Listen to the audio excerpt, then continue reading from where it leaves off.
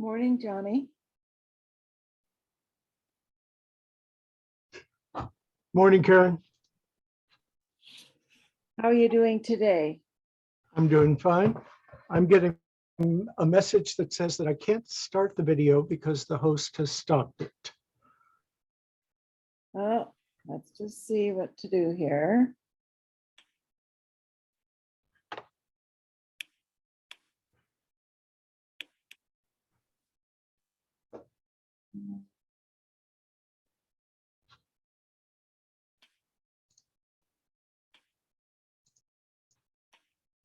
Now try. I had to make you a co-host and I forgot. There we Here I go. am. I can.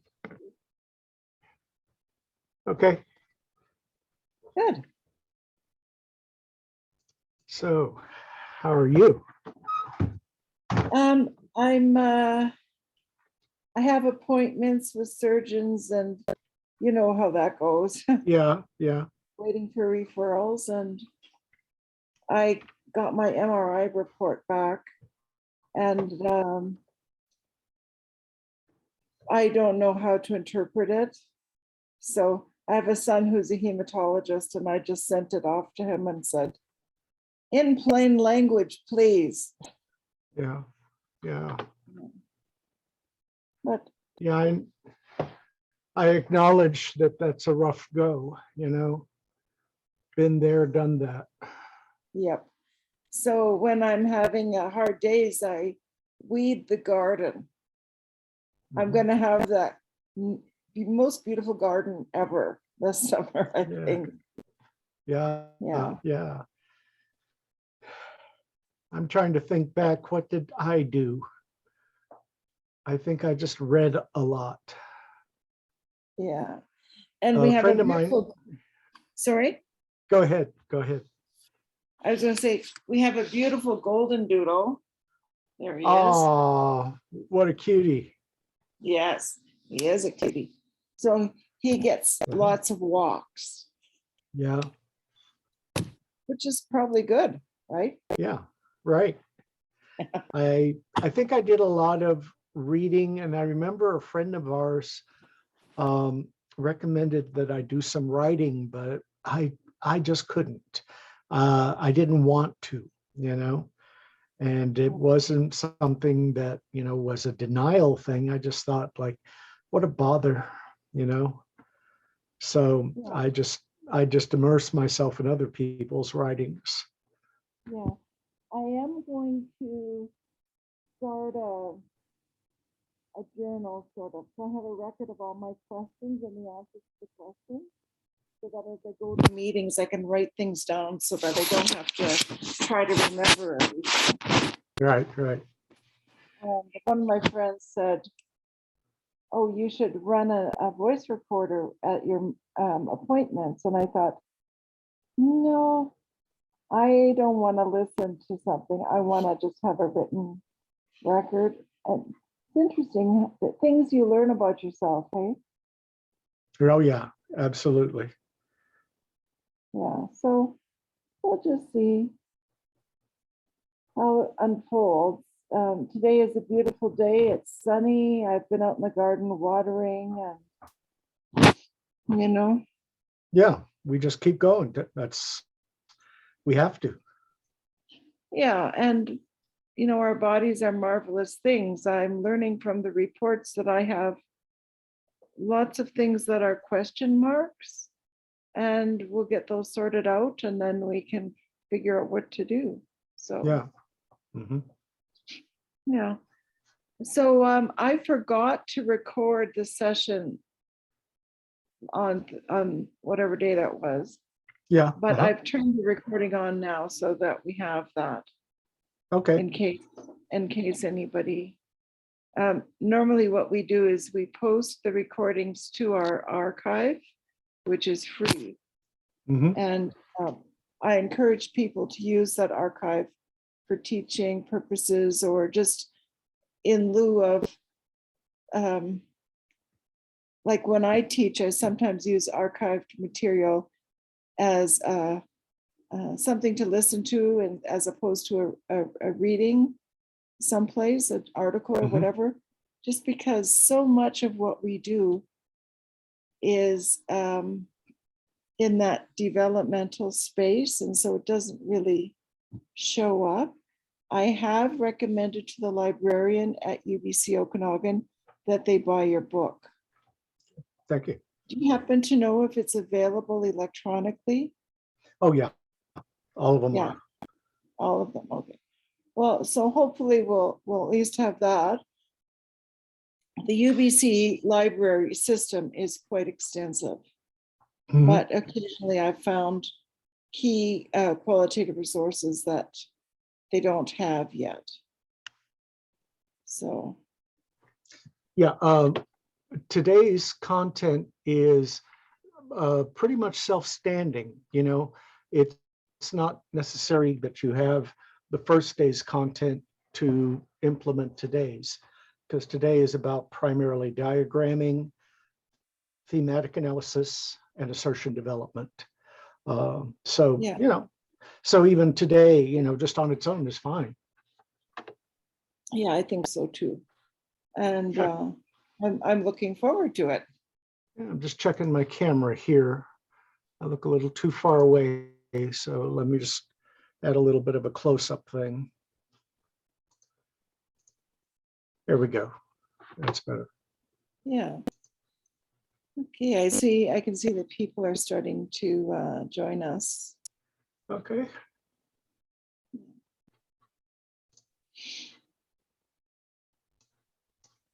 So I think what I'm going to do, about 20 minutes left, I'm going to mute my microphone and stop my video, and then I'll come back in about 5 minutes before. Okay. Now I'm going to go refresh my coffee. Great idea. All right. There we go.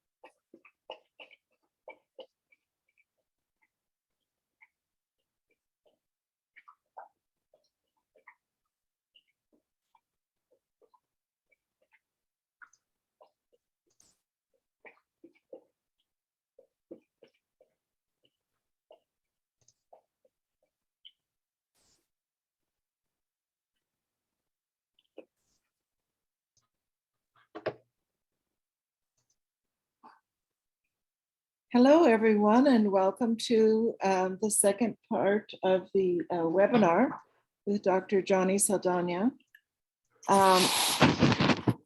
Just a quick note to let you know that I'm recording this session and it will be available on the IQRT archive once it has been sent to me. So without any further ado, I'd like to welcome Dr. Saldana again today, and the rest of the time is entirely yours. If people have questions, I think we'll have you post them in the chat, and then Dr. Saldana will either address them at the end or at various points throughout the session. But I think that would probably work the best. Okay, over to you, Dr. Saldana. Thank you so much, Karen. I'm trying to get video. Let me see. There I am. Okay, very good. Okay, great. Let me get to a share screen, everyone. All right. There I am. All right. If you were with us on Tuesday, we went through the introductory material on analysis and also on coding. I pick up today on analytic reflection and displays. I acknowledge that at the beginning of today, there may be several questions going through your mind, but what I'd like to do is to just simply, again, put a pause on that so that we can focus on new content. You don't need to have been at the first session in order to pick up on what we're doing here today, but let's just go ahead and take entree into the content, and then we'll go ahead and take some questions afterward. We pick up on analytic reflection and displays, and there is a Dilbert cartoon where he's talking to his coworkers saying, I didn't have anything useful to say, so I made this pie chart. And his coworkers say, ooh, it must be true because it's pie. Well, that sort of tells us in a joking way that illustrations actually capture the attention of the people that we're trying to reach. And also it's a way of coming to our findings, not just representing them. So let's begin how we can use the visual elements as presentation and representation of our analytic work. I start off by showing a scene from an episode of The Big Bang Theory, one of the most noted ones called the friendship algorithm. Sheldon Cooper, who is a theoretical physicist, needs to become friends with Barry Kripke, who's a work colleague, just simply so that he can get access to special lab equipment. Well, Sheldon, just in case you need a refresher, is a kind of very positivist kind of person because he deals with mathematics and science, and he really doesn't have that many good social skills. But he serendipitously finds a children's book of all things that helps him generate an algorithm, which is a formulaic approach for making friends. So let's take a look at this scene, because even though he's creating what's called a decision model, it nevertheless serves as a kind of a way of thinking how we can qualitatively create diagrams. I'm curious, in the how well do you know Sheldon section, what did you put for his favorite amino acid? Lysine. Damn it, I had lysine and changed it. Oh, good, you're just in time. I believe I've isolated the algorithm for making friends. Sheldon, there is no algorithm for making friends. Well, hear him out. If he's really onto something, we could open a booth at Comic-Con, make a fortune. See, my initial approach to Kripke had the same deficiencies as those that plagued Stu the Cockatoo when he was new at the zoo. Stu the cockatoo? Yes, he's new at the zoo. It's a terrific book. I've distilled its essence into a simple flowchart that will guide me through the process. Have you thought about putting him in a crate while you're out of the apartment? Hello, Kripke. Yeah, Sheldon Cooper here. It occurred to me that you hadn't returned any of my calls because I hadn't offered any concrete suggestions for pursuing our friendship. Yeah, perhaps the two of us might share a meal together. Yeah, I see. Well, then perhaps you'd have time for a hot beverage. Popular choices include tea, coffee, cocoa. I see. No, wait, don't hang up yet. But what about a recreational activity? I bet we share some common interests. You tell me an interest of yours. Really? On actual horses? Tell me another interest of yours. Oh, no, I'm sorry. I have no desire to get in the water till I absolutely have to. Tell me another interest of yours. Uh-oh, he's stuck in an infinite loop. I can fix it. It's interesting, but isn't ventriloquism by definition a solo activity? Yeah. Wait, tell me another interest of yours. Is there any chance you like monkeys? Yeah, what is wrong with you? Everybody likes monkeys. Hang on, Kripke. A loop counter and an escape to the least objectionable activity. Howard, that's brilliant. I'm surprised you saw that. Gee, why can't Sheldon make friends? All right, Kripke, that last interest strikes me as the least objectionable, and I would like to propose that we do that together. Tomorrow. Yes, I'll pay. All right, goodbye. All right. Time to learn rock climbing.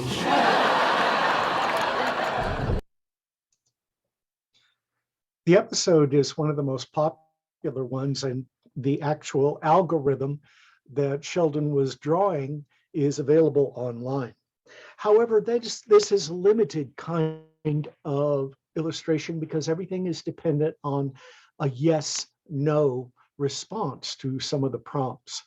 In qualitative inquiry, of course, we go beyond this kind of binary decision-making.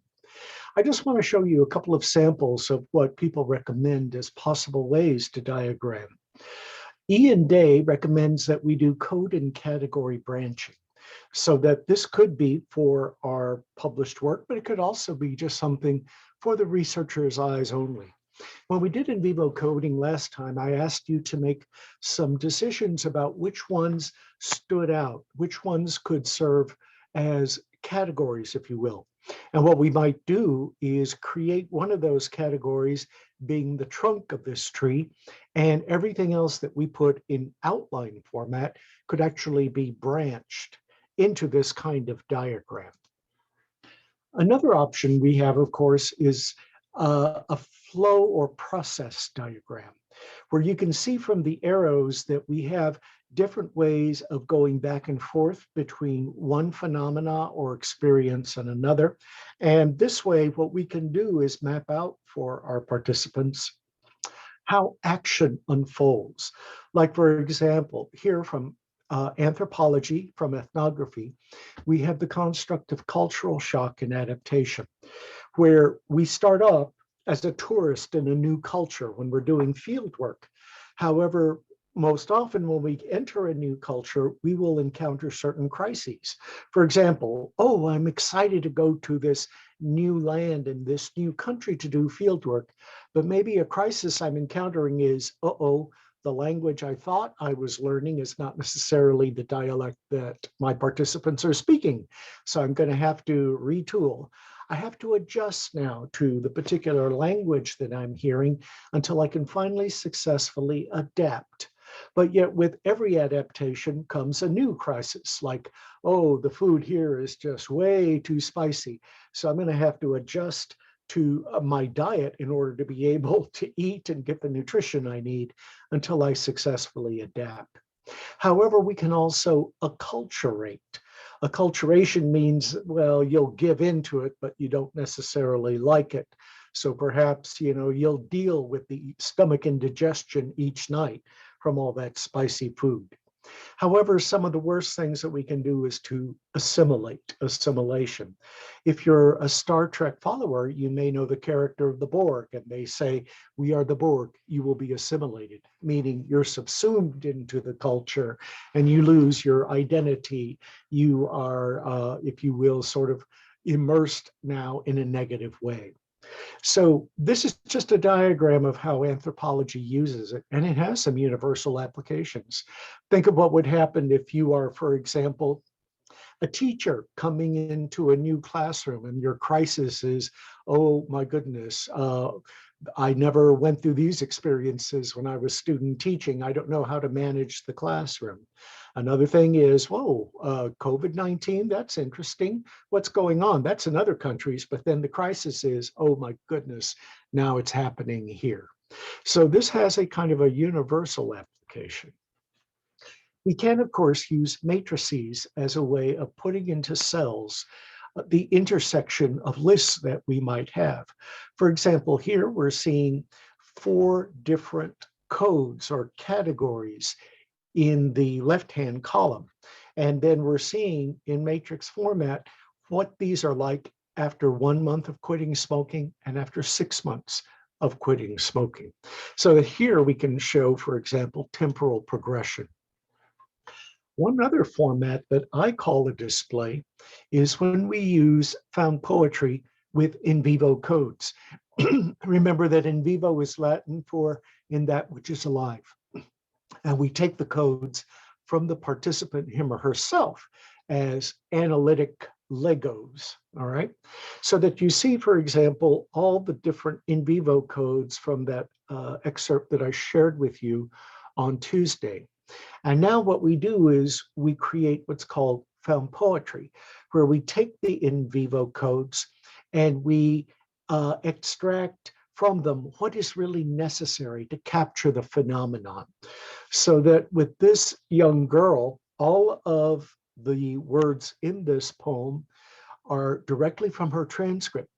In found poetry, we can also do some necessary tweaking of grammatical structures, repetition, etc., in order to get the point across. So that from this young girl's experience, who was a sophomore in high school, she's reflecting on how things were and how things are now. And her poem reads, freshman year, awful, hated school. Over the summer, stopped caring about what others thought, found stuff out about myself. This year's better. Friends got closer, tried to know me, liked me more. Don't know why, kind of strange, hard to explain. This year's better. Poetry can be used as a, for the researcher's eyes only, heuristic to be able to explore how the codes might fall in place. There are some journals, some disciplines that aren't very receptive to found poetry, but there are others, like such as qualitative inquiry, for example. So use found poetry as a method of display. All right. Now let's go through our first exercise of the morning, where I'd like for you to do one of these 3. To either compose an analytic memo about Sam, and we'll review his interview today.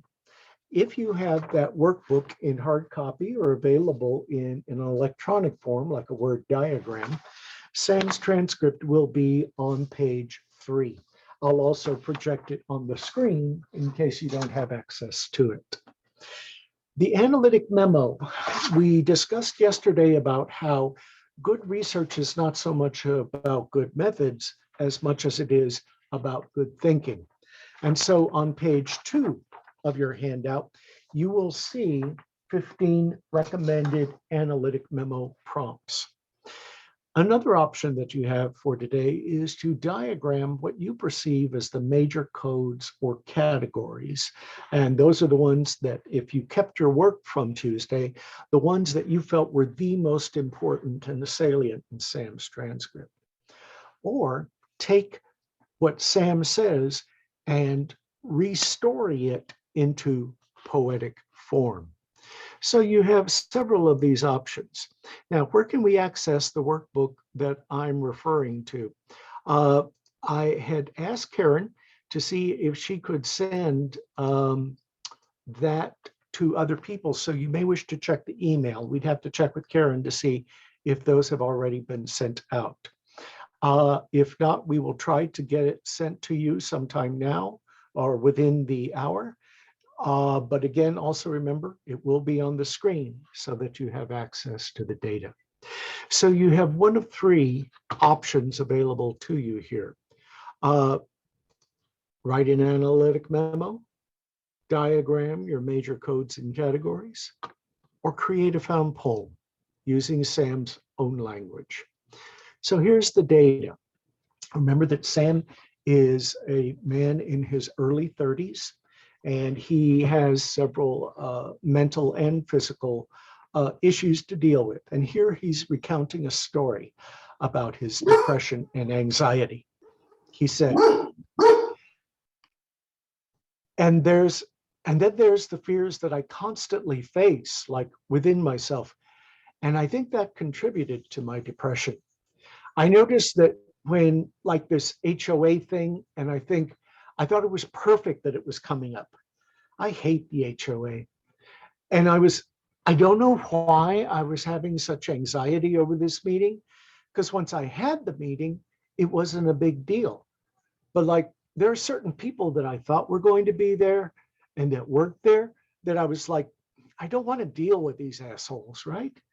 So and I was paying attention to what was happening, having anxiety this past week, and it was going right to my gut.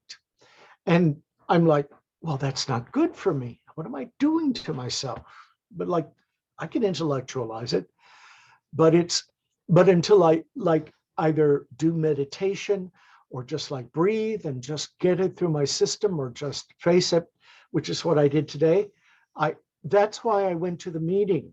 Until you face that fear, you can't, it's almost impossible to get rid of it, because once you face your vulnerability, that's when you empower yourself. But most people are used to running away from their vulnerabilities. Does that make sense?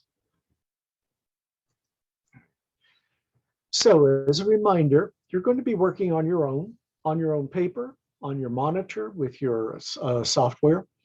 Write an analytic memo about Sam, and you'll see on page 2 of the workbook some recommended prompts. Or diagram what you feel is the process or the major phenomena that Sam is experiencing.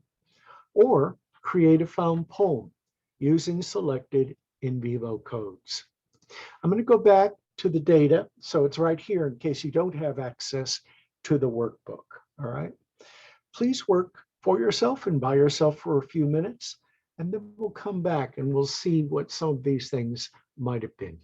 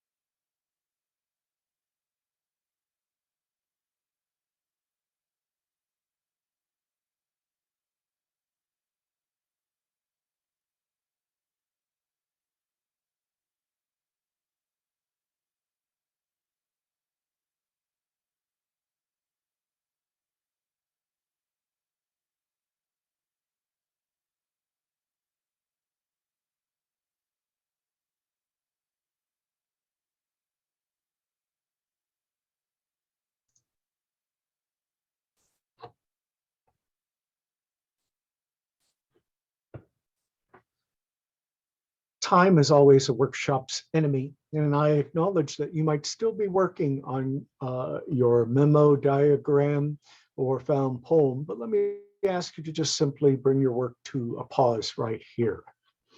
What we were doing was exploring the possible ways that we could come to a kind of an understanding, a deeper understanding of the data through diagramming and through memoing. And so if we were, for example, all together live, what we would be doing is we would be sharing aloud what our memos were. And what we would be doing is finding out, for example, what our drawings are like. First of all, let me just share with you my analytic memo on this. And if this is what you worked on, please consider how perhaps maybe we might be thinking along the same lines, or perhaps maybe you were thinking of something different. This is what struck me as a first impression of the interview excerpt. It was hard to follow Sam. His speech is very disjointed and erratic. Is this how his brain works? If his speech is indicative of how he thinks, he stutters through life. There's no fluency or smoothness in his daily endeavors or thought patterns. There are layers of problems here. When we face our anxiety, we become vulnerable. He chose to face his vulnerability even though he didn't know how he was going to be perceived, treated. That makes him courageous, actually. He's not been immobilized by his anxiety. He's attuned to it and what it takes to overcome it. Within myself is where he experiences his anxiety, but also where he finds his empowerment. So those were just some initial first impressions of what ran through my mind with Sam. As far as the diagram goes, for me, I took my 3 major in vivo codes, which also doubled as categories, and I put them within a simple flow diagram of him having anxiety and going within himself in order to empower himself. But what I do is because I am a theater artist and I was trained to design, I think about how I might use rich font, how I might use pictures and so forth in order to go beyond what the APA manual tells us should be diagrams. So with this, what I started exploring was how I represented anxiety with all these different font styles and sizes, coming down to going within myself as a kind of a small way of just sort of illustrating the idea that it's something personal and quiet. But yet from that, he takes the trajectory, which is very strong for empowering yourself. As far as a poem goes, I would like to know, I still need to find out, do you have microphone ability? Do the participants here, can they put on their microphone and speak? Somebody turn on their microphone, see if you can speak. Okay, I guess we don't have that ability here with this particular webinar. So I was going to see if maybe anybody had a poem that they would be willing to share at this point. If you can do that through the chat, I see a raised hand. Ah, very good. Let's see. I just saw very briefly a hand raised, but I can't see who did that. For the person who has their hand raised, say it again, or please post in the chat what your name is.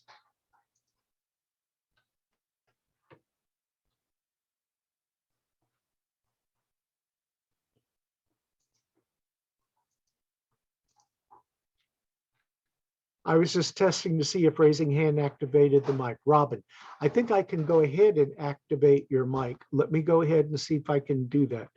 Robin, allowed to talk. Okay, Robin, I think that you now have the ability to speak. Can you turn your microphone on?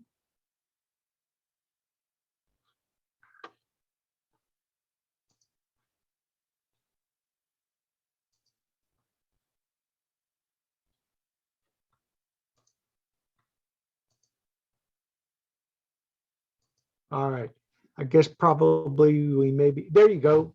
Robin, I see that you're off. Can you speak? Yeah, I can speak. Thank you. So can you hear? At least we can confirm that we can talk. But I actually I didn't have anything to add to your question. Okay. All right. Sorry about that. No problem. Hey, that's all right. Finally, hey, welcome to the world of Zoom. That's okay. Let me go ahead and share my found poem. As a reminder, these were the in vivo codes that I extracted from that transcript, so that you see in outline form again my three major in vivo codes in the role of categories and the related in vivo codes with that. And here was my poem: anxiety, face it, face fear, face vulnerability, breathe, make sense within my gut, within myself. And what I also did was I looked through the words and, excuse me, the images, and I found this thing about, this balloon that was surrounded by all these sharp objects. And I thought, I bet you that's how Sam feels. So I put that cut and paste image into my work. Sometimes we may not be able to find the perfect image that is copyright free so that we can publish it in any kind of work.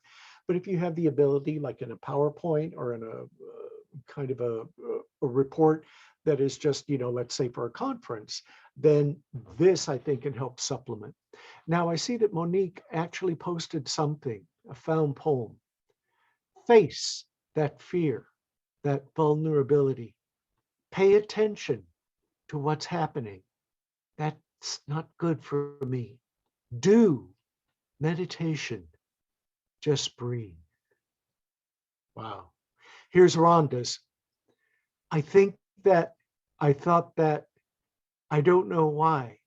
Having anxiety, I thought that certain people were going to be there.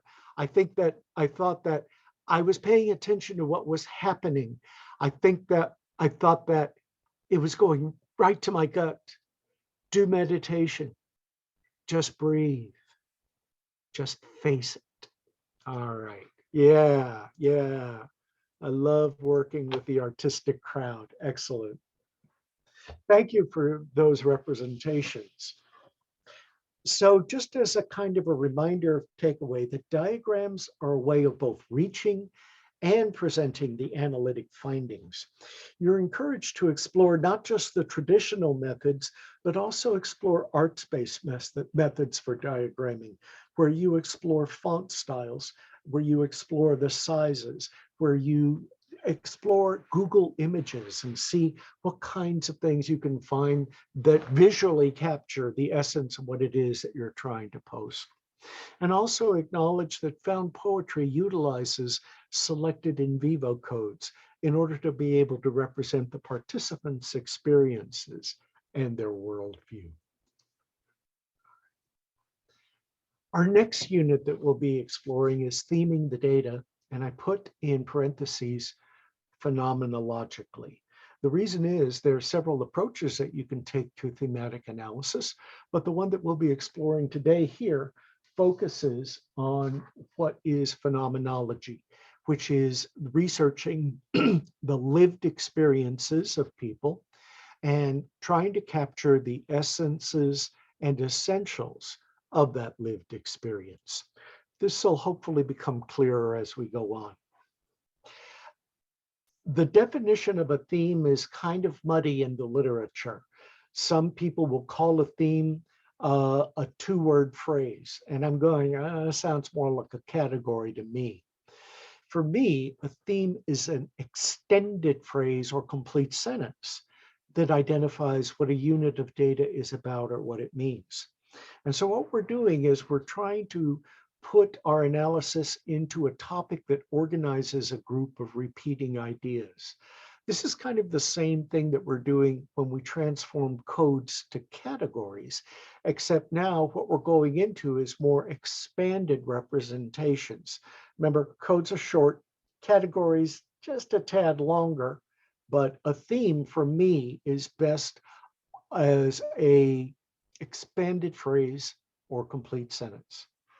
Our ultimate goal is to get all these themes in order to be able to develop what some would call an overarching or a main theme, an integrative theme that seems to bring everything together. Brown and Clark, who are probably the two most noted methodologists when it comes to thematic analysis, say that a theme captures a moment. It tells a story. But yet I heard someone at a conference say that his professor told him a theme is nothing more than a song title.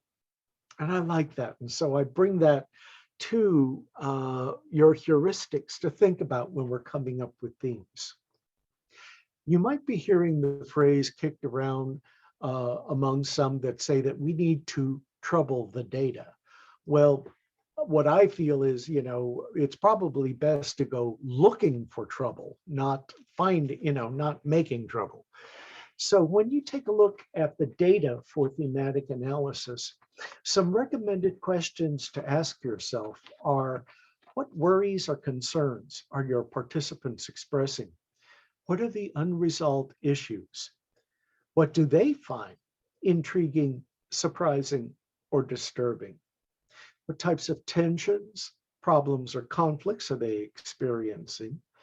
And this final one was taught to me by an elementary teacher who said, what kinds of trouble are the participants in?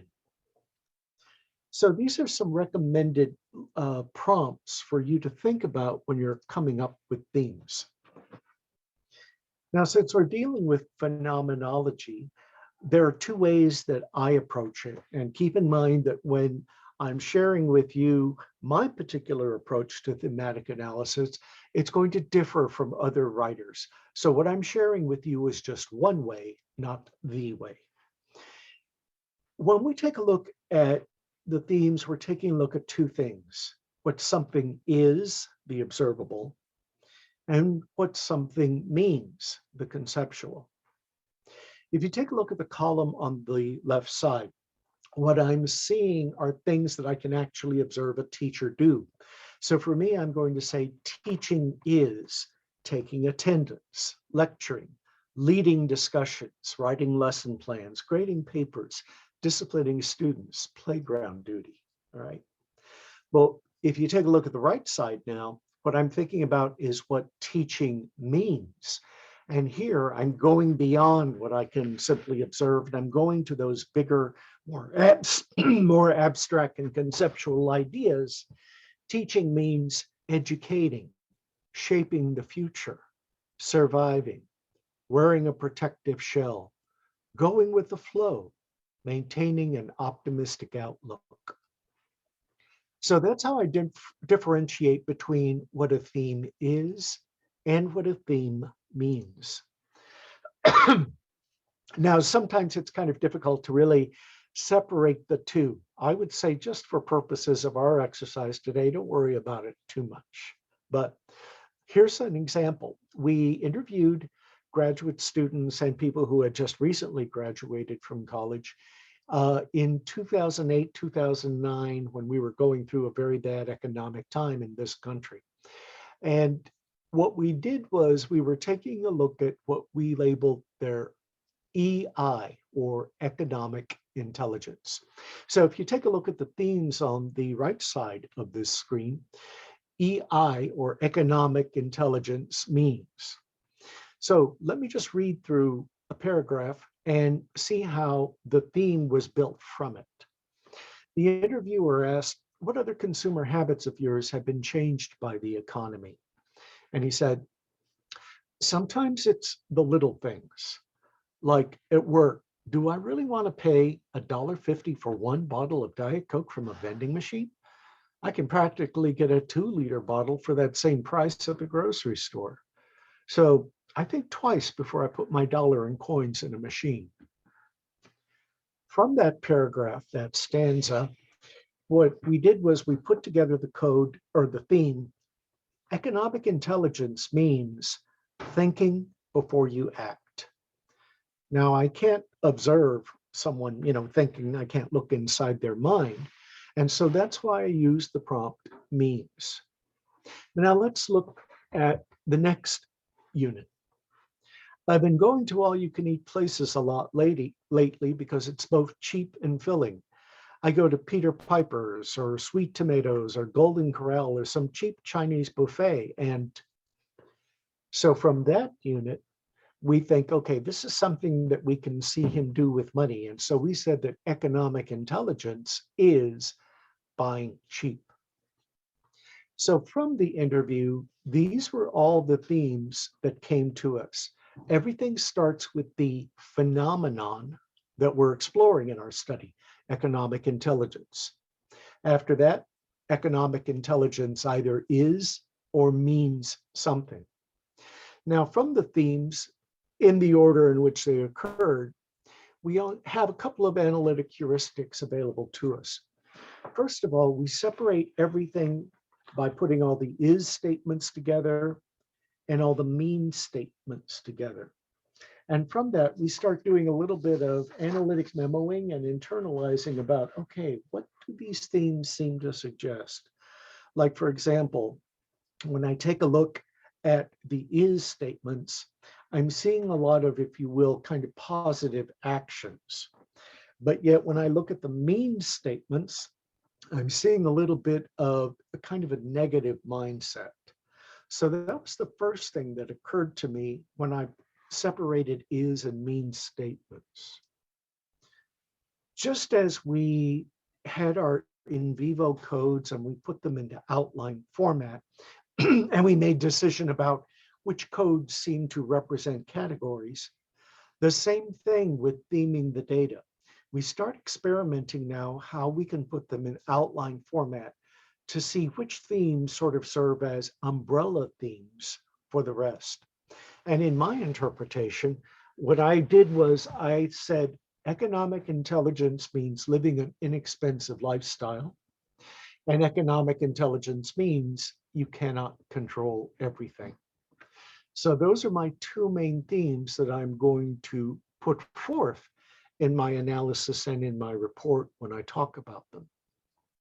Now, theming the data also has another interesting methodology, and that's creating what two methodologists call theoretical constructs. What we're doing is we're taking the themes now, and notice that before we had two different major clusters of themes, but yet in theoretical constructs now we have three. These are new thematic statements now. Economic intelligence means knowing the unfortunate presence.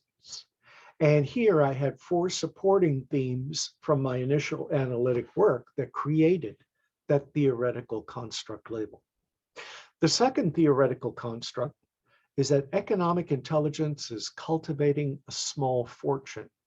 So that here I'm talking about, for example, how this young person began to sort of, if you will, save those pennies and finding out, you know, how to buy cheap and things like that. And my third theoretical construct was that economic intelligence means a fortunate future.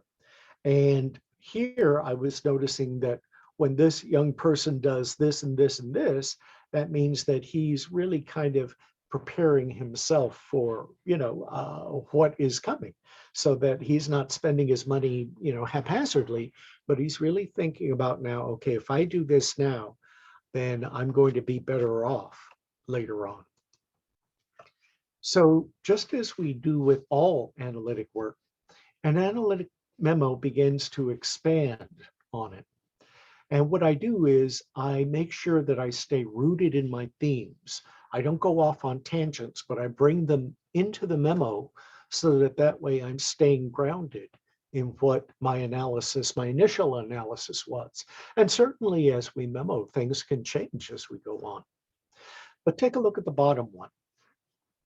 Knowing the unfortunate present means knowing what's most important and what's mostly uncontrollable in one's personal economic life. Cultivating a small fortune consists of those small money-saving actions that over time become part of one's lifestyle. A fortunate future consists of heightened awareness of trends and opportunities at micro and macro levels, with the understanding that health matters can idiosyncratically affect one's fortune. These three constructs compose this particular individual's EI, economic intelligence. So with that, what I'm doing now is playing around with how my themes might weave together. Now, there's a question that got posed. Is it important to indicate the prevalence of the supporting themes? That depends on how detailed you want or need to be in your report.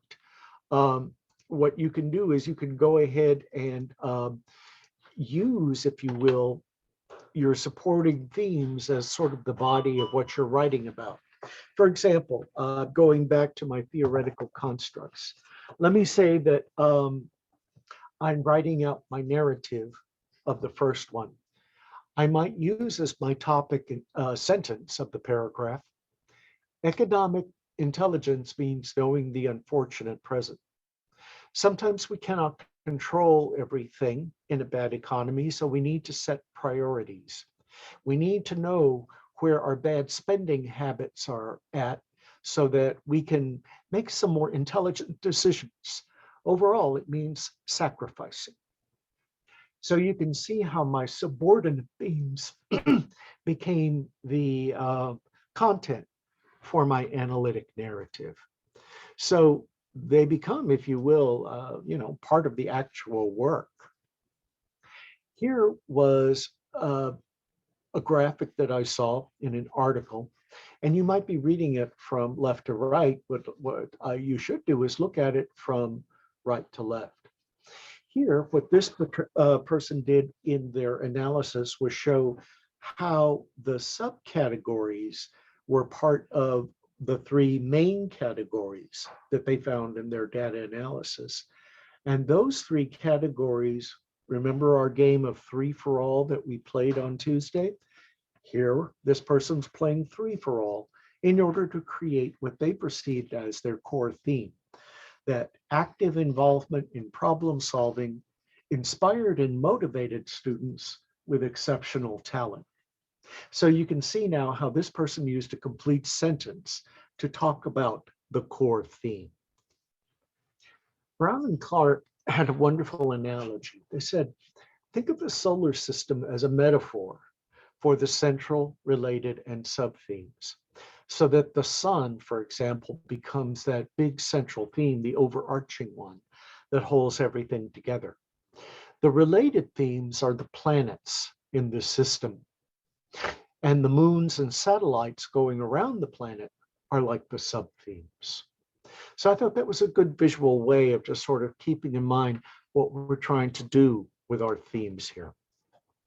So now let's go through our exercise where we're taking a look at theming the data. We're going to be taking a look at a teacher who is a veteran teacher, Mary. She's been, at the time of the interview, teaching for 11 years.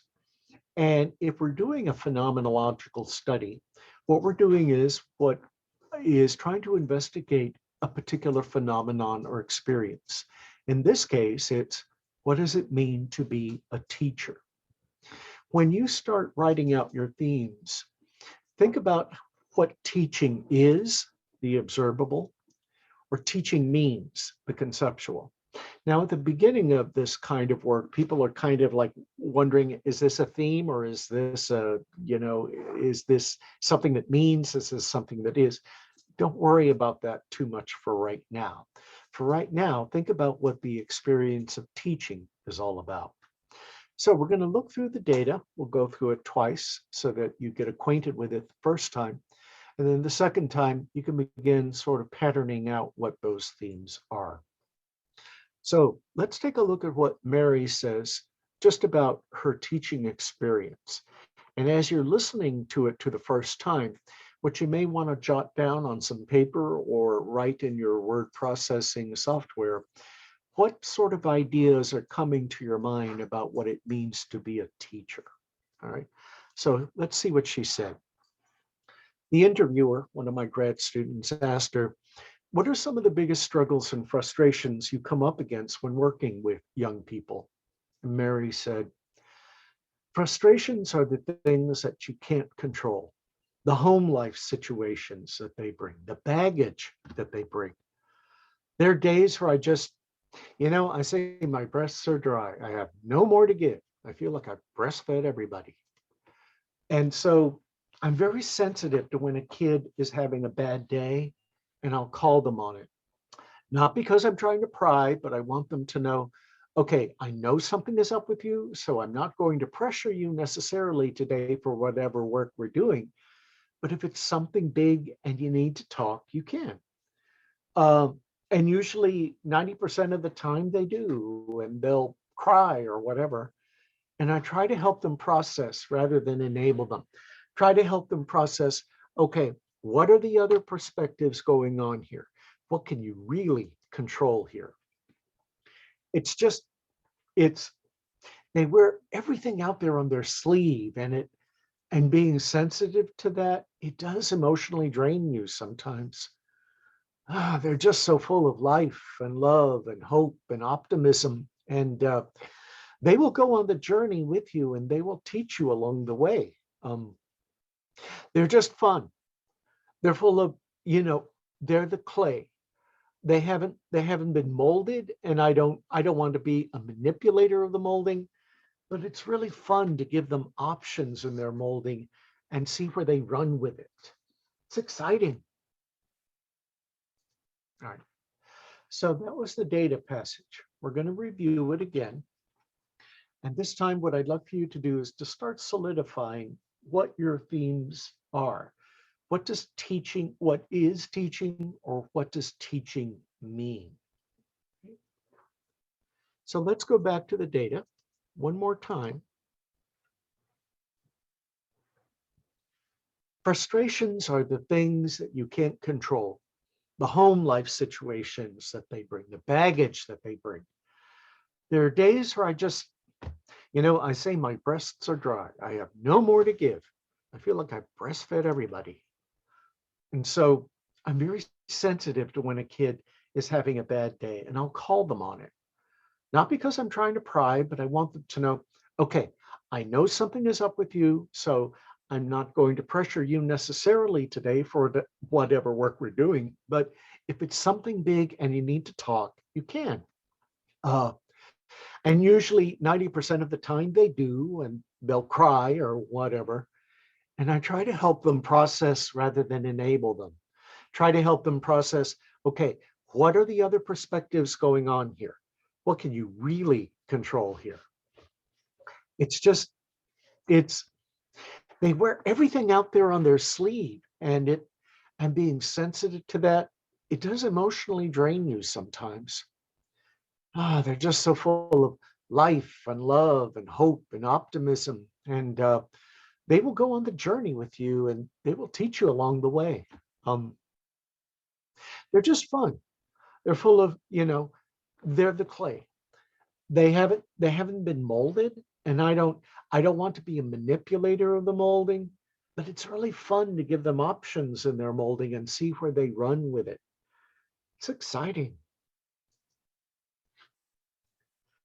So now what I'd like to give you is some personal time to work on your own, to extract now from that data excerpt what teaching is or what teaching means.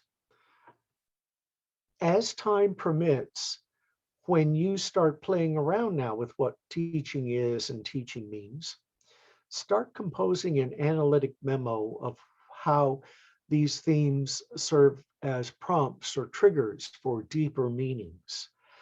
If you have the ability, put the themes in an outline form or create some theoretical constructs. Lots of options that you have available to you. And we have just a brief amount of time for you to, play around with these. But just go ahead now and think about how you can create thematic statements out of the data that you've just heard. Now, if you want, I'll share with you my analytic work after you do yours. Remember, there's always that question of, well, how many themes are appropriate? I came up with 8 themes myself. Remember, you might come up with fewer, you might come up with more. It's all a matter of how you interpret the data. But that's just kind of to give you a ballpark idea based on the amount of data that we had. So go ahead and work privately, and then we'll come back after about 5 minutes.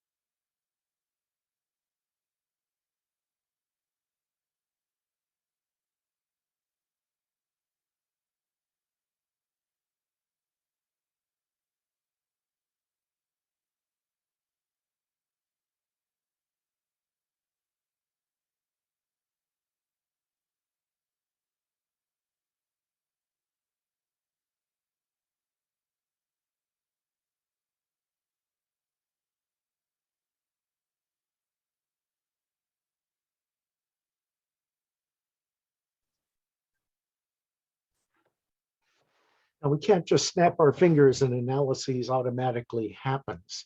Nothing really emerges. We construct it.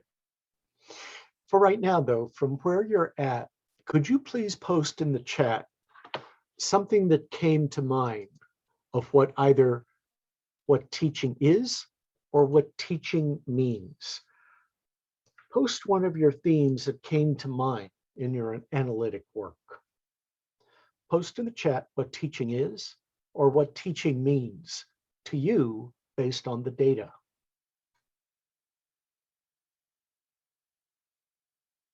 Mhm.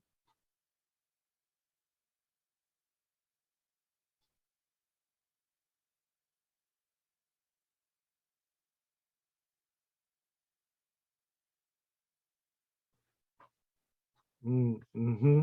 Yes, yes.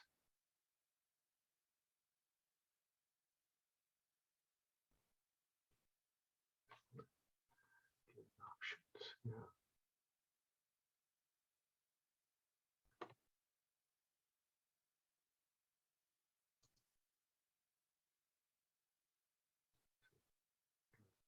Yeah, I'm seeing some really good interpretive work there where you're going beyond just what she says. There was one person who in vivo themed, if you will, and that's absolutely appropriate. All right, great stuff here. Keep going. Let me just go ahead to mine. What I did was I went through and I found 8 themes, and these are the ones that I came up with. Teaching means a lack of control. Teaching is emotionally draining. Teaching means empathy. Oh, sorry. Teaching is listening to problems. Teaching is helping students process. Teaching is emotionally draining. Teaching means journeying. Teaching is providing options. So perhaps some of your thematic statements kind of came close to mine. That's good corroboration between us. So then what I would do is I would take a look at my 8 themes here, and I would see just on the off chance, does anything stand out to me? Well, I noticed that I use emotionally draining twice. And so remember, when we're taking a look at patterns, we're taking a look for any kind of repetition possible. And so what I did next was separate the is statements from the mean statements, and I alphabetized them just again to see whether any kind of possible patterns get constructed. After this, what I do now is I begin to outline them. And I find that for me, the 2 main themes were teaching is emotionally draining, and you can see the supporting themes for that. And the second one was teaching means journeying. So from those 2 now, what I did was I started playing around with now theoretical constructs where I'm going beyond the themes and trying to use my own researcher's interpretive language. And for me, I came up with 2 theoretical constructs: teaching as empathic counseling and teaching as an improvised journey. One of the things that I like to play with is taking the is and mean statements and transforming them to as statements. This does not always work in all kinds of phenomenological studies, but I just noticed that when I started playing around with any kind of phenomenological analysis, that's where my mind naturally went to. Of course, we have the idea of analytic memos so that we start expanding on now that we've, gotten those primary themes. What about them? I also just play around with a diagram about Mary, again, showing how her journey takes a downward trajectory, but in doing so, her students take an upward trajectory. She starts off as this ripe, rich apple, perhaps at the beginning, but then as time goes on, not just the school year, but even her career, that apple becomes eaten and rotting and decaying. I even created a found poem about Mary just to explore now how I might represent the experience. So that here, my left-hand column represents what she says, but on the right-hand column, in parentheses, I place the negative aspects of her job. So that this way, I contrast the 2. We've gone through quite a bit this morning in our first hour, and we're going to take a break now. But what I'd like for you to do is to remember that themes are extended phrases or sentences that try to capture what's a unit of data is about or what it means. The way that we played around with themes today is primarily for phenomenological studies, where you're taking a look at the study of lived experiences. Brown and Clark tells us that whenever we're looking for a theme, they advise us that a theme captures a moment. it tells a story. But we also got that anecdotal thing told by a professor that goes, a theme is nothing more than a song title. When we come back from our break, we'll be back here at about 6 or 7 minutes after the hour. If you have any questions based on what we've covered thus far, post them in the chat and we'll address those questions when we come back from our break. All right. So I'll see you back here in about 7 minutes. Okay. Let's take our break and refresh ourselves.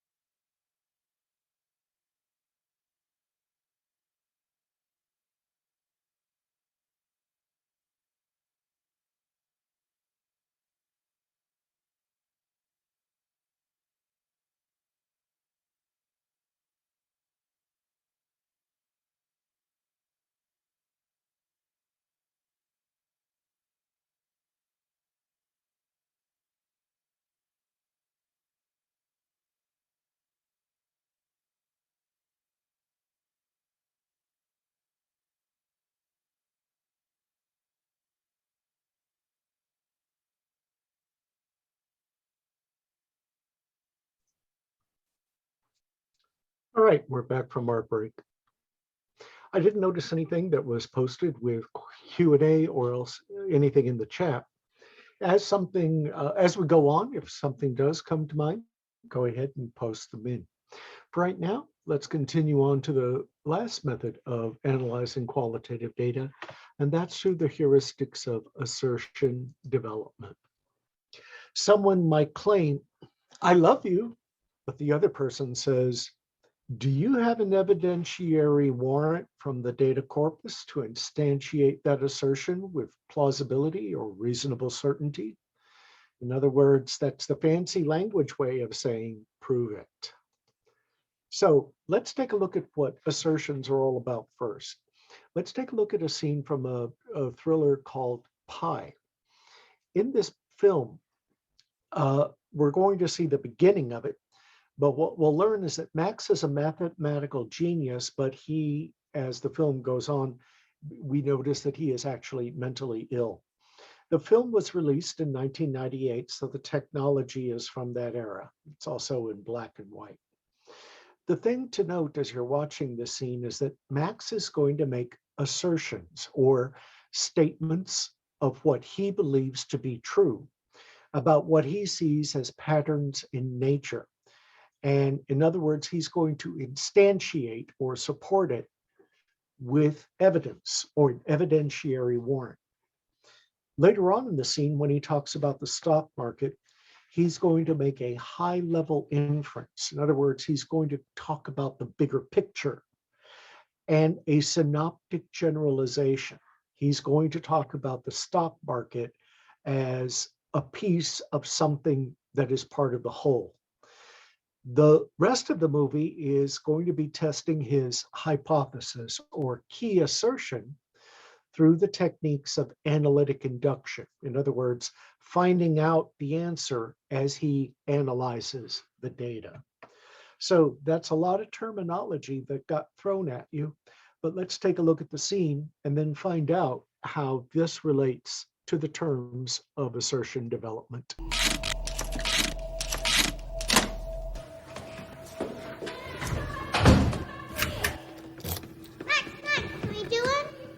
Jenna.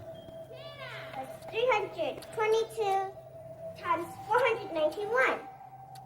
158,102, right? Right! Okay, 73 divided by 22. 3.318181818181818.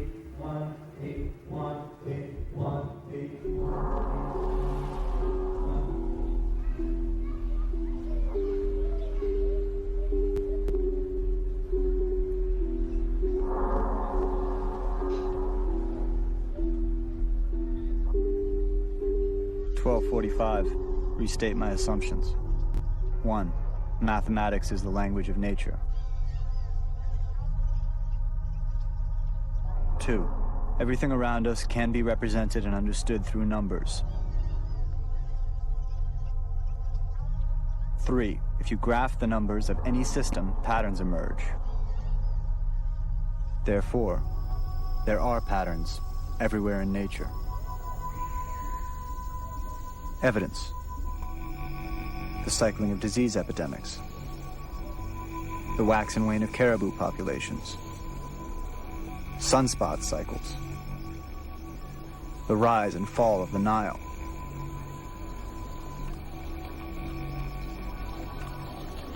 So what about the stock market? A universe of numbers that represents the global economy. Millions of human hands at work, billions of minds, a vast network screaming with life. An organism. A natural organism.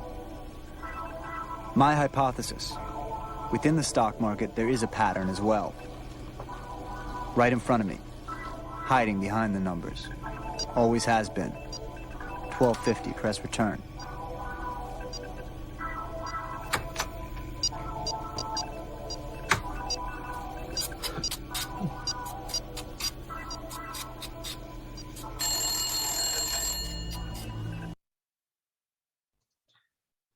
Now, even though the character of Max lives in a quantitative world as a mathematician, there are some qualitative parallels. So let's go through the transcript of what he said and see how these actually do have parallels to qualitative assertion development.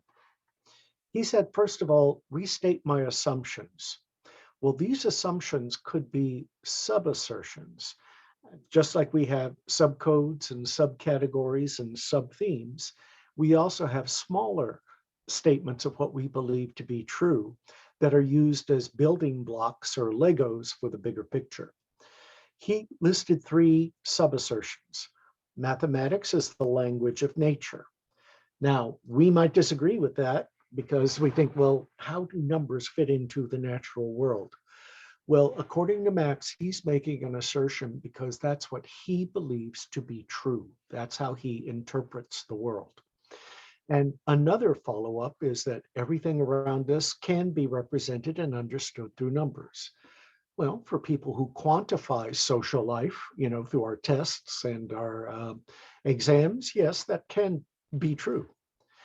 Then his third sub-assertion is, if you graph the numbers of any system, patterns emerge. That too could be true. So he's taking those 3 sub-assertions, and those become the building blocks for his assertion. Therefore, there are patterns everywhere in nature. Now, he states evidence to support that assertion, or he's providing the evidentiary warrant. He sees patterns in the cycling of disease epidemics, the wax and wane of caribou populations, sunspot cycles, and the rise and fall of the Nile. So far, so good. But now he starts making a transition, or making, if you will, a kind of a, extraction parallel here. He's saying, so what about the stock market? Now, the whole film is him trying to discover the patterns within the stock market. And so he makes a synoptic generalization, a review of the whole of what the stock market represents. He says that it's a universe of numbers that represents the global economy. And now he kicks into what the stock market means in the bigger picture of things. He's making a high-level inference. He says, millions of human hands at work, billions of minds, a vast network screaming with life, an organism, a natural organism. Now, he calls his statement a hypothesis. And in quantitative language, yes, that is true. Because what he's doing is he's making a key assertion that will be instantiated or supported through analytic induction. In other words, by the work that he's going to do in collecting data and analyzing it. And he says, within the stock market, there is a pattern as well, right in front of me, hiding behind the numbers, always has been. Assertions and assertion development came from Frederick Erickson, who in 1986 wrote a very influential handbook chapter on qualitative methods, specifically in research on teaching, but they're applicable actually to any kind of field. What Erickson did was present to us interpretive methods for how we can create assertions, declarative statements of summative synthesis about the researcher's fieldworks. And we support our observations and our assertions with evidence from the data corpus, the body of data. If we find any kind of disconfirming evidence or discrepant cases, then we have to revise that statement to accommodate the data. Here's a brief example. We have our research student, and they come up with a hypothesis, but the data comes along and disproves or is disconfirming of that hypothesis. So now we have to revise it. So what we're doing is we're relying on our inferences about the data.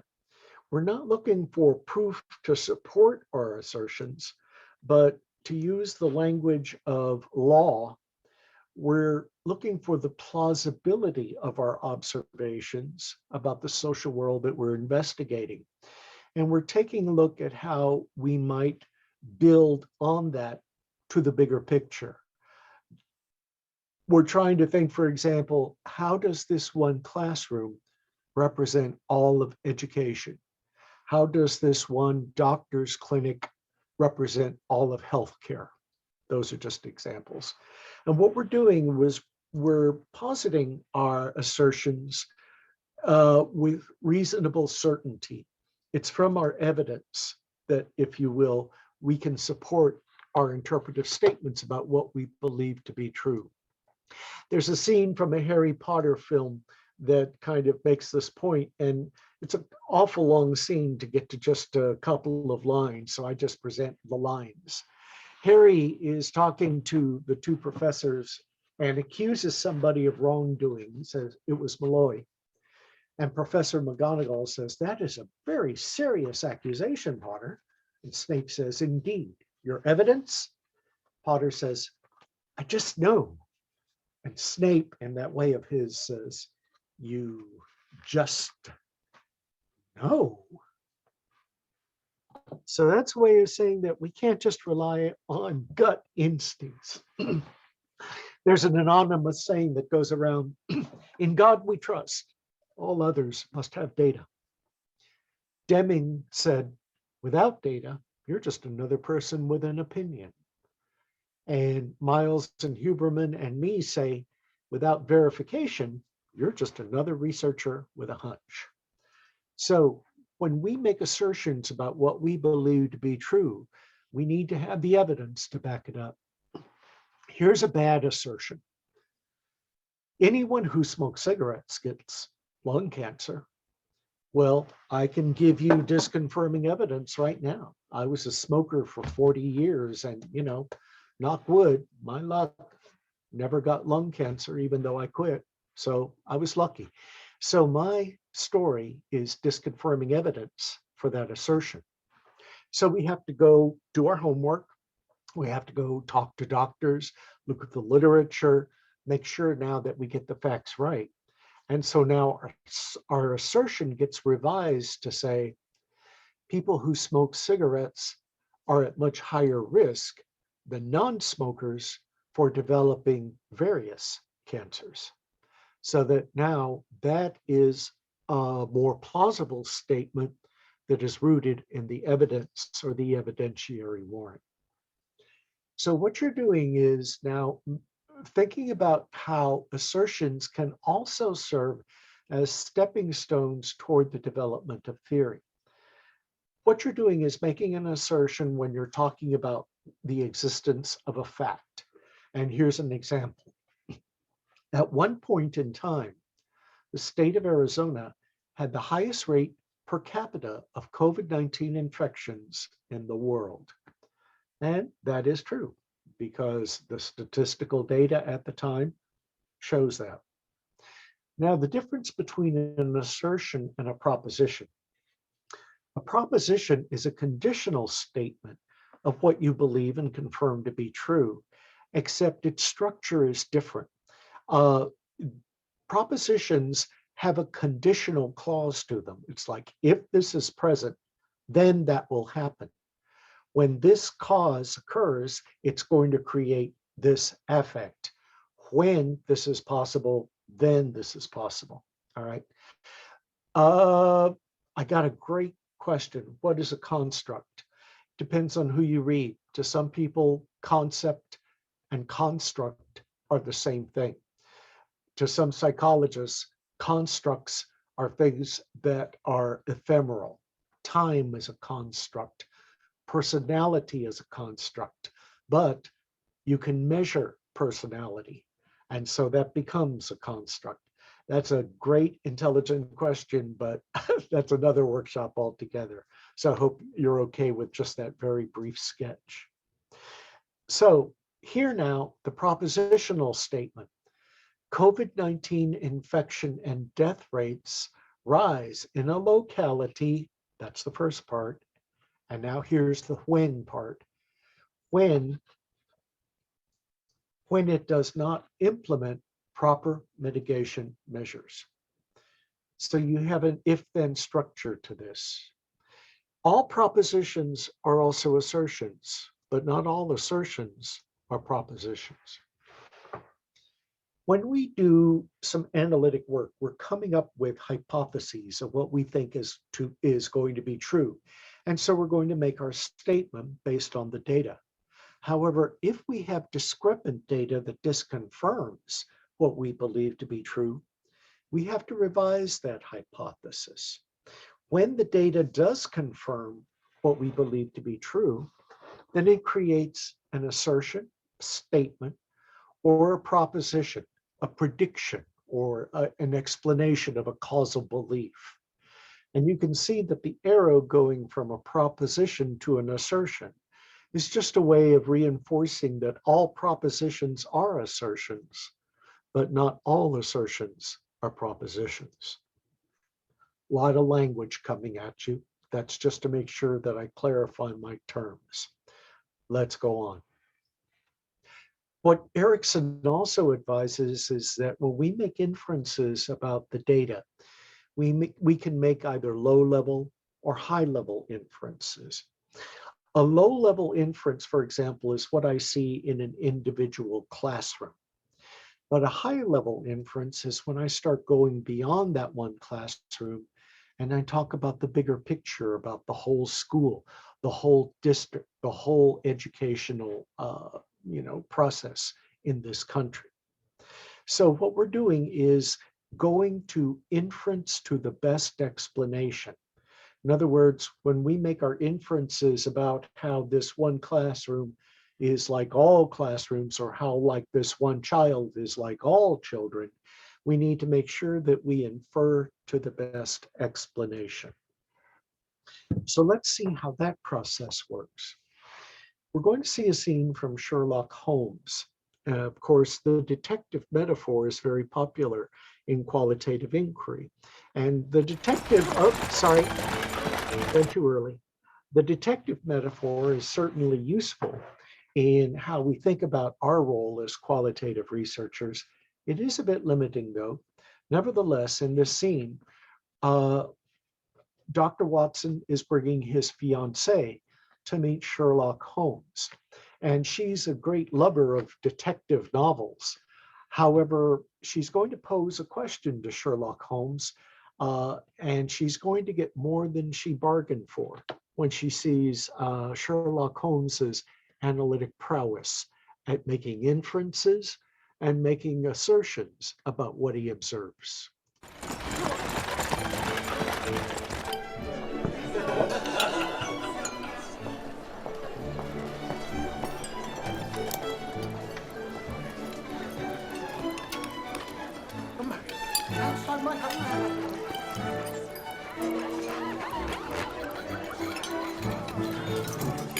Straighten your tie.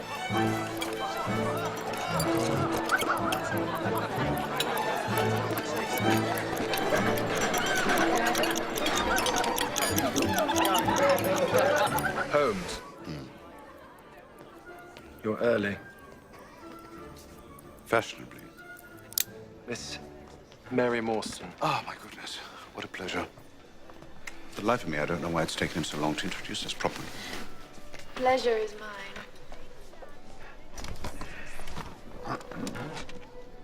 It really is quite a thrill to meet you, Mr. Holmes. I've heard so much about you. I have a pile of detective novels at home, Wilkie Collins, Poe. It's true. It can seem a little far-fetched, though, sometimes, making these grand assumptions out of such tiny details. That's not quite right, is it? In fact, the little details are by far the most important.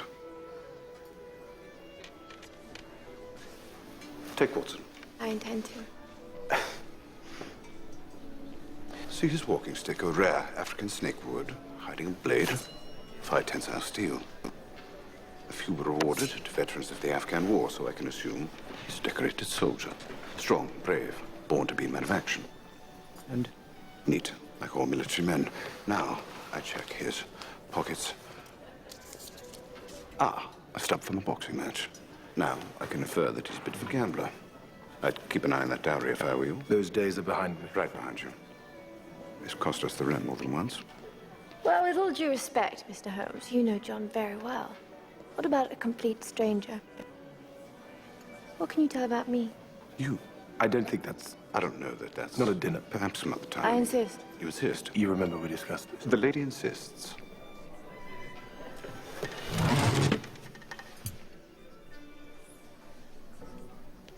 You're a governess. Well done. Yes, well done. Shall we? Waiter. Your student. It's a boy of 8. Charlie's 7, actually. Finished tall for his age. He flicked ink at you today. Is there ink on my face? There's nothing wrong with your face. There are 2 drops on your ear, in fact. India blue's nearly impossible to wash off. Anyway, a very impetuous act by the boy, but you're too experienced to react rashly, which is why the lady for whom you worked lent you that necklace. Oriental pearls, diamonds, a flawless ruby, hardly the gems of governors. However, the jewels you are not wearing tell us rather more. Holmes. You were engaged. The ring is gone, but the lighter skin where it once sat suggests that you spent some time abroad, wearing it proudly. That is, until you were informed of its true and rather modest worth, at which point you broke off the engagement and returned to England for better prospects. Doctor, perhaps.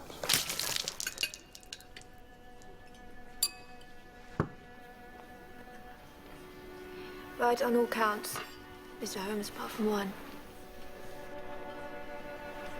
I didn't leave him. He died.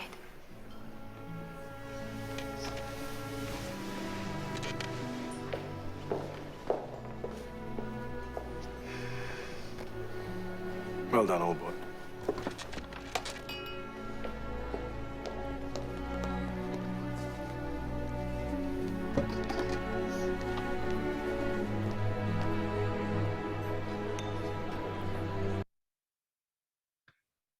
I jokingly offer, don't make a bad assertion or you'll get a glass of wine thrown in your face. From that, notice some of the things that Holmes was doing. By pulling out a stub from the boxing match, he said, now I can infer that he's a bit of a gambler. So that was an example about how an observation leads to an inference or an assertion. Also with Mary Marston, notice how he just simply saw 2 drops on her ear and he constructed a whole story based on that. How old his her charge was, and how tall, how old, and all these the young boy was.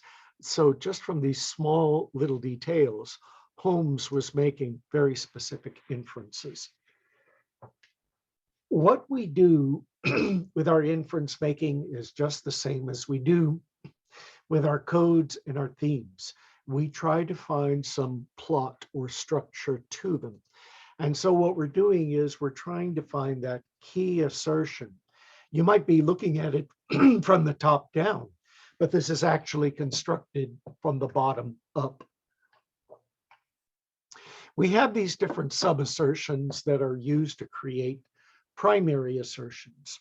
And notice also that there are lines connecting them so that they are related. There's some interconnection between them. And what we do now is we use these assertions as the basis for the key assertion. All right, here's some examples. Notice now that we interviewed young people, college people, about the part-time work that they did.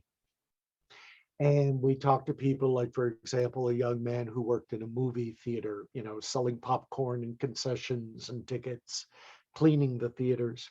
Another person that we talked to, she was working in a clothing retail store, like a Tilly's, you know, and she talked about the kinds of customers and what she needed to do. From all these stories that we heard from these, you know, part-time workers, we came up with these assertions, these statements. We said that sales staff must reconcile conflicts with their personal value system as they covertly manipulate customers in order to push additional merchandise purchases. This assertion was based on the stories that we were told, like the young man at the movie theater was told by his manager, anytime somebody asks for popcorn, you should always ask, would you like a drink with that? The woman at the retail store, anytime somebody was buying a t-shirt, they were asked to tell the customer, have you thought about buying 2 for 1. That way you'll get 50% off. The second assertion that we came up with was the kind of emotional labor that they had to deal with, because despite personal feelings, sales staff must assume a positive facade with difficult customers. Like, for example, at the movie theater, when someone spilled a drink and they asked for a refill, you know, the people at concession said, sorry, we can't give refills. You have to buy another drink. And then customers would get all ballistic over that. The third assertion, sales staff sacrifice their own emotional well-being to accommodate customer service needs, so that they had to, for example, hold in their negative feelings. They quit because there was just too much stress, emotional labor involved with the job. So that those three assertions that I just said to you are at the bottom of the screen.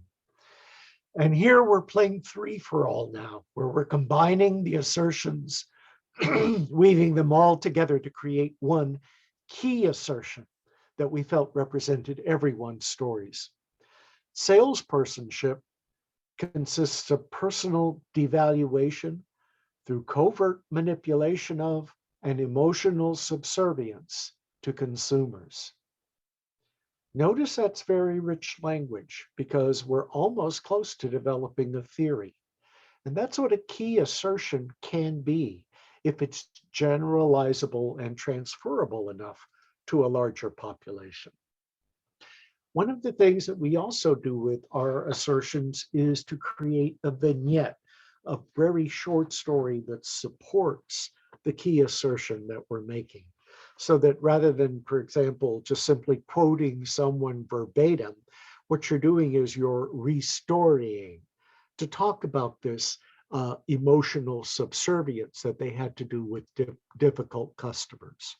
Because of time, I'm just breezing through these slides.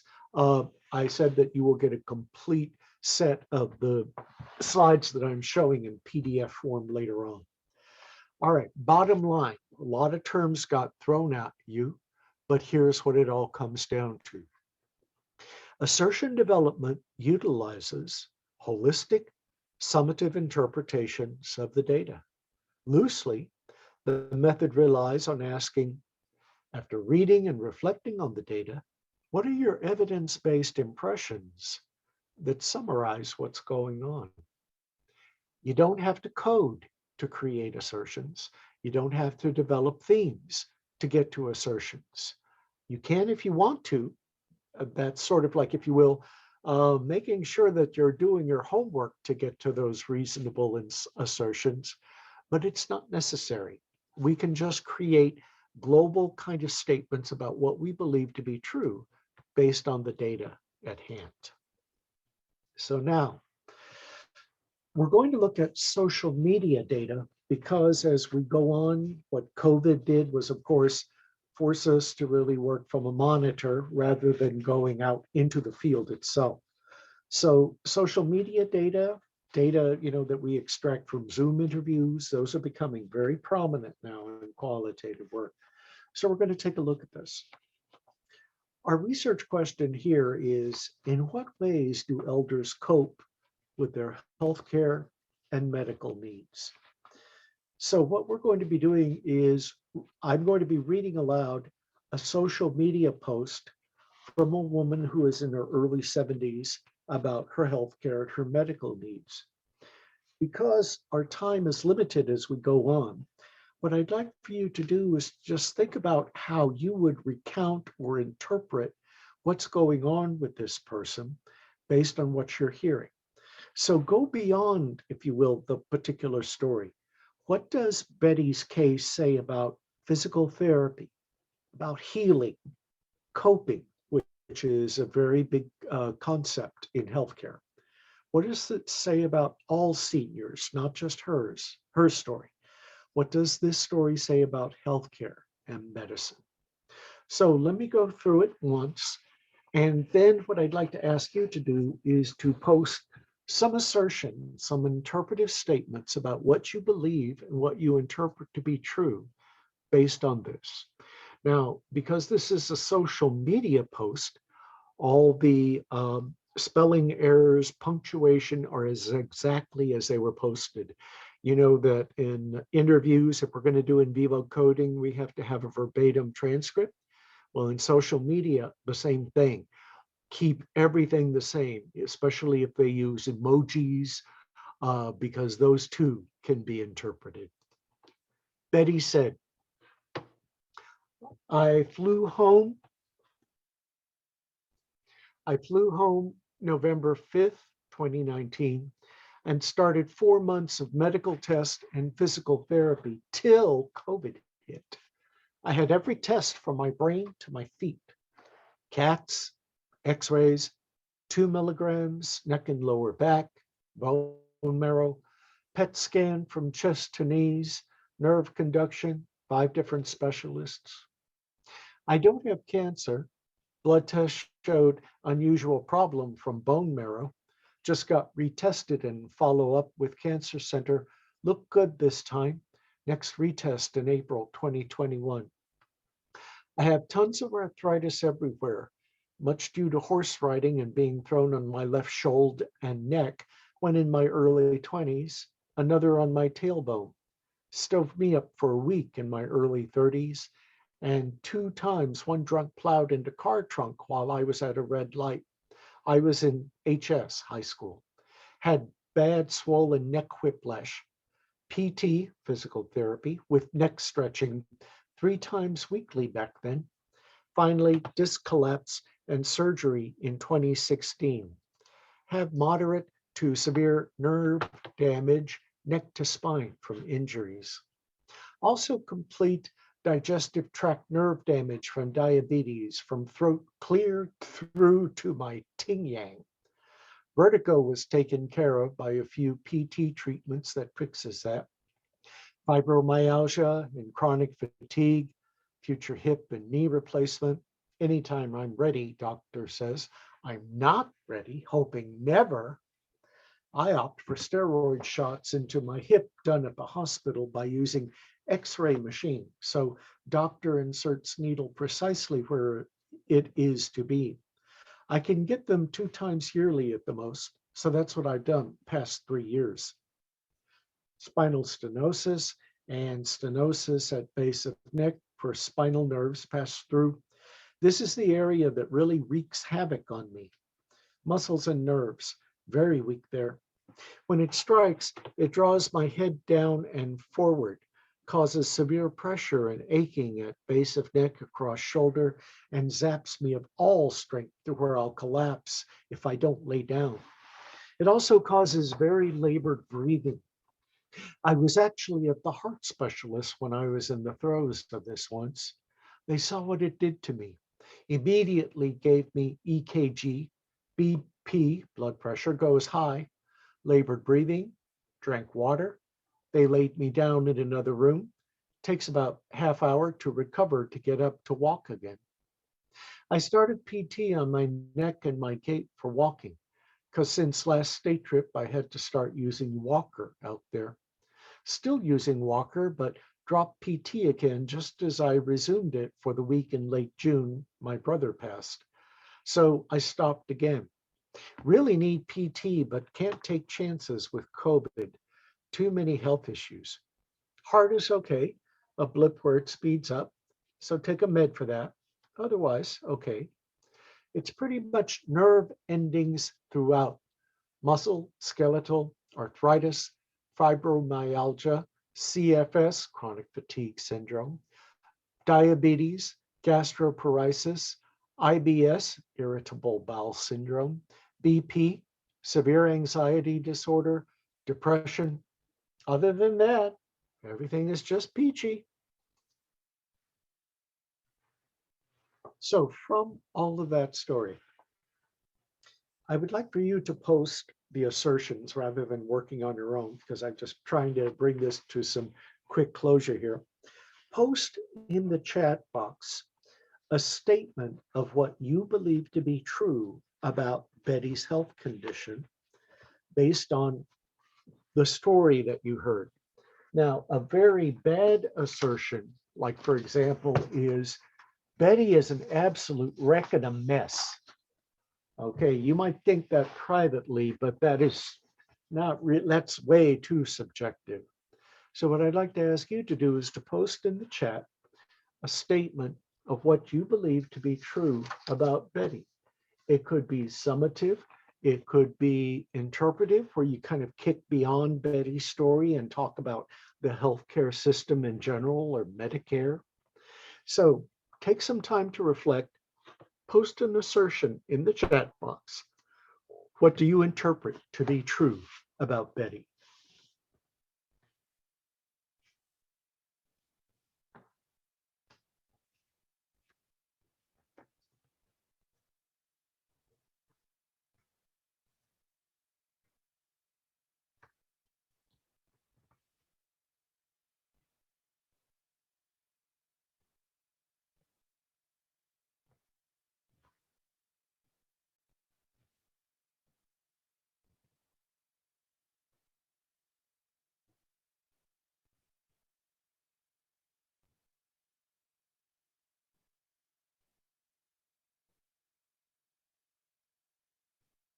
Yes, that is right. She does have a lot of health problems. That's a statement of fact. That's an assertion. Myriad of medical conditions. Suffers from multiple chronic ailments. Yeah, yeah. It's not as hard as you think it is. Remember, it's from these smaller assertions that the bigger picture gets built. All right, so that's a good start. If you've got other assertions to make, keep them going in the chat. One of the things when I was analyzing this was that I was thinking, so many conflicts are going on.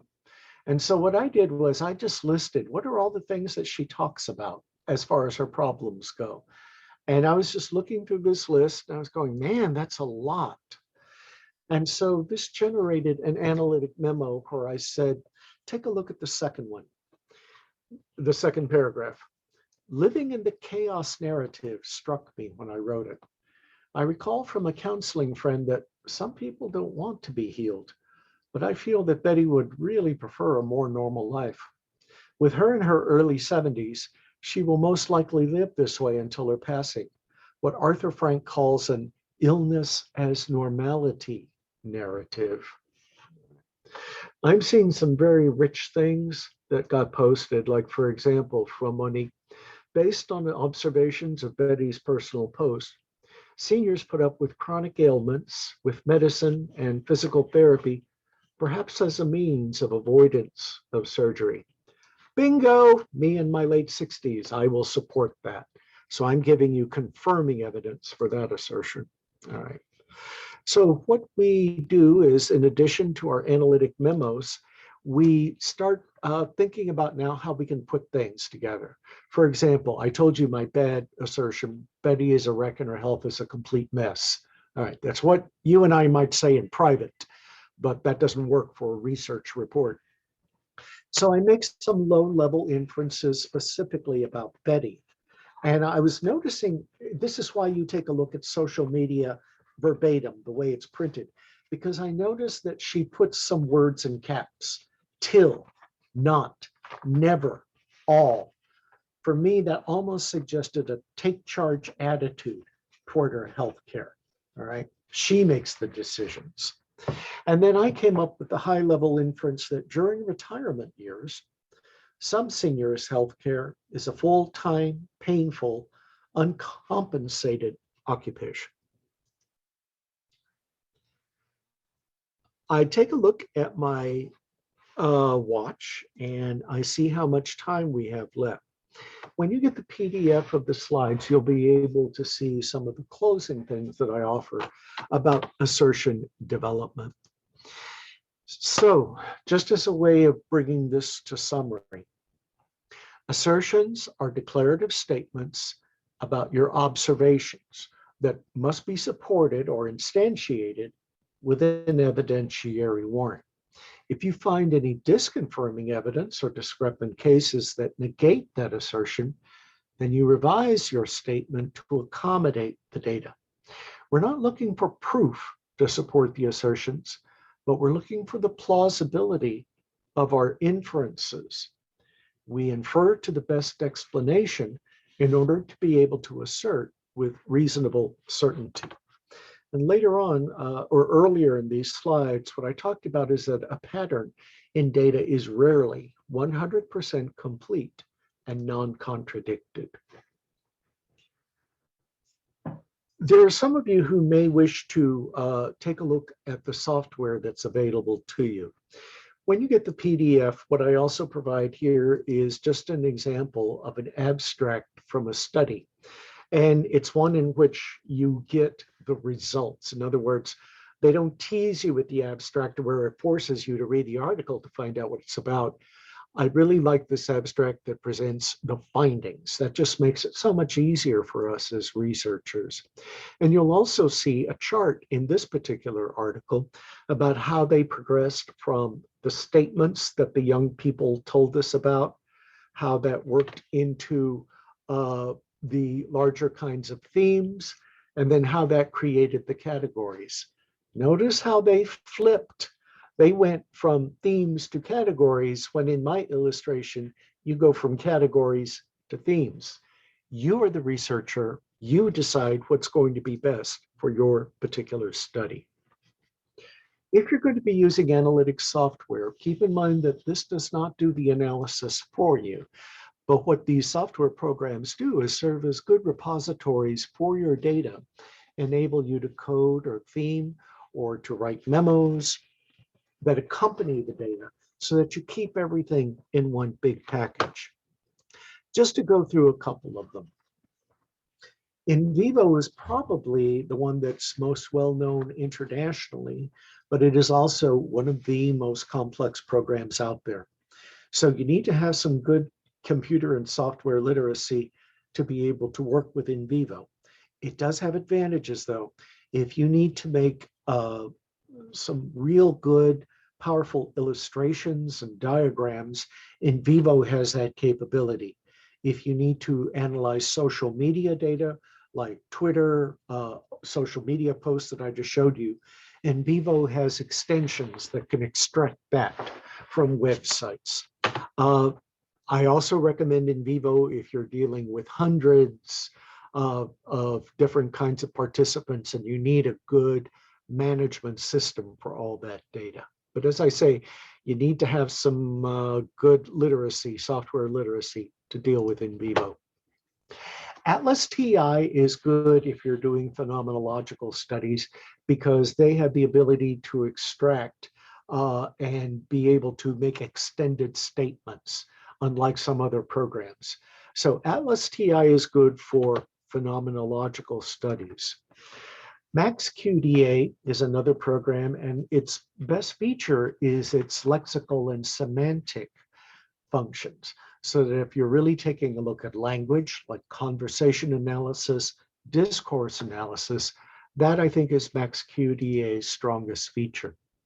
If you're dealing with mixed methods research, where you have a combination of quantitative and qualitative data, Deduce is a very good software package. I myself have not used it, but my friends who have say that it's very intuitive and it's pretty easy to pick up on. So if you're dealing with both kinds of data and you need to integrate them or mix them together, Deduce enables you to manage both kinds of data. If you need something simple and basic, and if all you're working with is just text-based data, not images, Quirkos is probably the easiest program that's out there. It's also very visual oriented because your text is on the right pane of the window. And when you code your data, the codes appear on the left side, the left pane, and they get bigger the more often you use a particular code.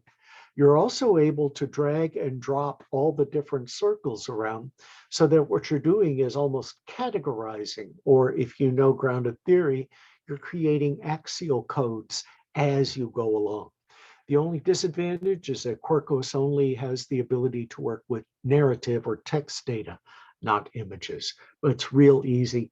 Daniel Turner, its creator, said, I want my users to spend no more than half an hour learning the software. And he's right. Transana is a good program if you're doing video data analysis, because you can keep the transcript and the video correlated. Also, if you know what Jeffersonian transcription is for conversation analysis, Transana has the ability to do that special kind of notation for language. I like to end with a scene from the science fiction film Contact, because it is a great metaphor for what we're trying to do with language. Here, you're going to see in this science fiction film how the first broadcast transmission on Earth was Hitler, of all things, announcing the opening of the Olympic Games. This message was sent back to Earth from people from the planet Vega. Later on in the scene, you're going to see a man help Ellie solve the mystery. And what this scene is a metaphor for how it's also similar to us trying to figure out, what does all of this data mean? So let's take a look at the scene for its parallels. In 1936, a very faint television signal transmitted the opening ceremonies of the Olympic Games as a show of German superior technology. That signal left Earth at the speed of light, and 26 years later arrived in the vicinity of the star we call Vega. That signal has been sent back to us hugely amplified. An unmistakable sign of intelligence. Now, You're online, Kent. Go ahead. The Adolf transmission used 25 frames per second, but we're receiving 50 frames per second, so we can the other 25 through a series of search algorithms to see if there was anything else. We found a series of markers on the top of each frame. Are you ready? Yeah, go ahead. Send it, Willie. Okay, here it comes. It's digital. Massive amounts of data, which extend right to the higher harmonics. Jackpot. All right, as you'll see, interlaced with the frames of the original Hitler image, we found these sections. Now, we thought they were just noise, but they're actually data, huge amounts of it. Now, when we combine this with the data from the amplification of the original signal, we get these encrypted pages of text. Now, no two are alike, and we've uncovered over 10,000 already. What does it mean, Doctor? Well, we have no idea. It could be anything. It could be the first volume of an Encyclopedia Galactica. Instructions to acquaint us with their colonization procedures. Moses with a few billion new commandments. How long will it take to decode it? Oh, it could take forever. Well, we really need a primer up. We need to get the best decryption people we have. I intend to use the VLA as my command post. In the meantime, my office is made out of preliminary budget. Well, wait a minute. This is a privately funded operation. We're only leasing Dr. this time Arroway, from the government. If there's a more clear-cut case of eminent domain, I've never seen it. I'm going to recommend to the president that we militarize this project immediately. What? This is my project. Nobody knows more about these scenarios than I do. David, Ellie. tell them how many years that I've been working. Excuse me, could we calm down here? Now, I'm going to recommend that Dr. Drumlin administer and coordinate the decryption effort. However, in light of Dr. Arroway's long experience in these matters, for the time being, she will continue to direct operations at the VLA, with the express understanding that any future discoveries will be kept in the strictest of confidence until such time as the president can decide the most suitable course of action. Understood? Efforts continue around the clock, but for now, almost 2 full weeks after the message's arrival, scientists here at the VLA still have no answers, only more questions. Jeremy Roth, CNN, Socorro, New Mexico. More on the quest for the message's meaning after this. We gotta line up somehow. Yeah, well, this one doesn't fit either. We've tried over 1 million permutations. All these, I can only get 3 corners to fit. I don't understand the significance. You found the primer. Clever girl. Lights.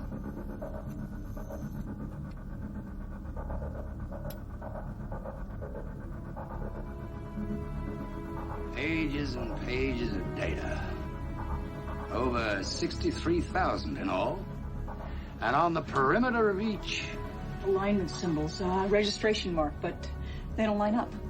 They do. If you think like a Vegan.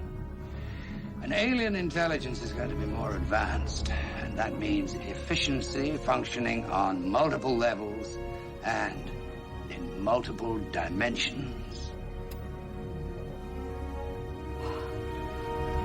Yes, of course. Where's the primer? You'll see. Every three-dimensional page contains a piece of the primer. There it was all the time, staring you in the face. Buried within the message itself is the key to decoding it. Within the layering of the matrix, we have these basic equations. So with this very elementary foundation, they've given us a kind of general scientific vocabulary.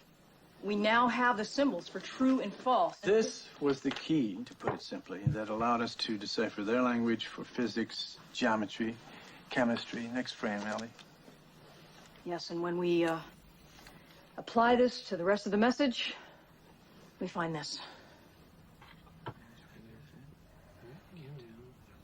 Those look like engineering schematics, almost like blueprints. Yes, it is our belief that the message contains instructions for building something, some kind of machine. All right, the scene continues, but the key takeaway here is there it was all the time, staring you in the face. Buried within the message itself is the key to decoding it. So that when we're overwhelmed by the data, it's just simply a matter of just really taking your time to really look for what might be buried within it. Because sometimes Kathy Sharmas, the late Kathy Sharmas, and I were talking about our data analytic methods. And we discovered just from our processes, we both came up with our key theme or core category early on. We just didn't know it at the time. So keep everything in mind. You were given lots of different analogies and visual images and parallels for how to analyze data. Keep those in mind, because sometimes we get so obfuscated with words that we don't let our images do our work for us. Karen, I'm going to go ahead and bring it to closure now, because you'll probably have some closing announcements. So take it over, please. Well, thank you once again, Dr. Saldana, for a really great morning. And it just so much to think about for all of us, including me, and I've been at this for many years. So thank you very, very much. It was a pleasure to spend this time with you. Is your staff going to be able to send a PDF of the PowerPoint slides that I showed?